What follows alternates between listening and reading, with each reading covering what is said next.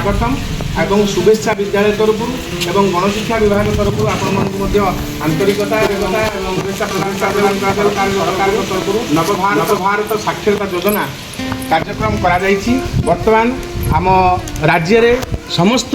नागरिक माने साक्षर हेबे निश्चित करा तेणु यही योजना को साकार करने प्रत्येक विद्यालय एवं प्रत्येक सेंटर में आपण मानक जो मैंने निरक्षर अच्छा से साक्षर कर योजना स्थिर कर वर्तमान जो समय आसी डिजिटल समय आप मोबाइल व्यवहार कर जाना मेसेज दवा जाना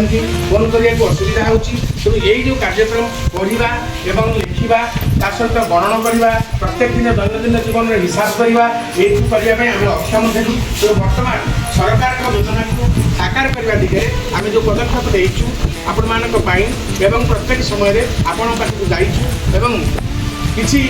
नूतन शिक्षण शिक्षादान प्रक्रिया कार्यक्रम को अनुसरण कर आपण मानक आम शिक्षण कार्य योजना देचु गोटे बही आपण मैंने पाई से बही किसी पाठ पढ़ा पढ़ी आपण मैंने आ माध्यम आपण मैंने विभिन्न प्रकार डिजिटल कार्यक्रम करेंगे बैंक में जाई बैंक पैसा उठेवा पैसा थोड़ा एवं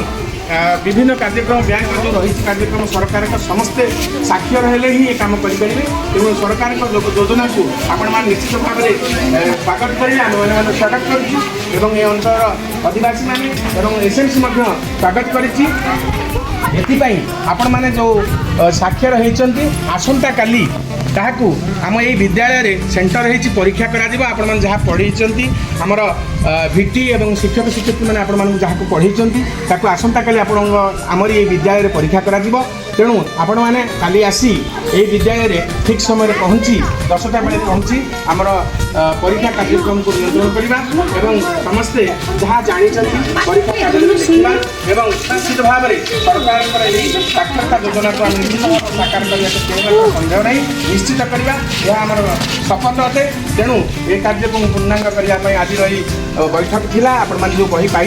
आसंता काली ठीक 10टा बजे आसी पहुँचे एवं आसंता काली परीक्षा करा जदि जो मैंने काली न आसी पारे परदिन गोटे योजना अच्छी जो मैंने देना परीक्षा से कौन देखें तेणु आसंता काली आपण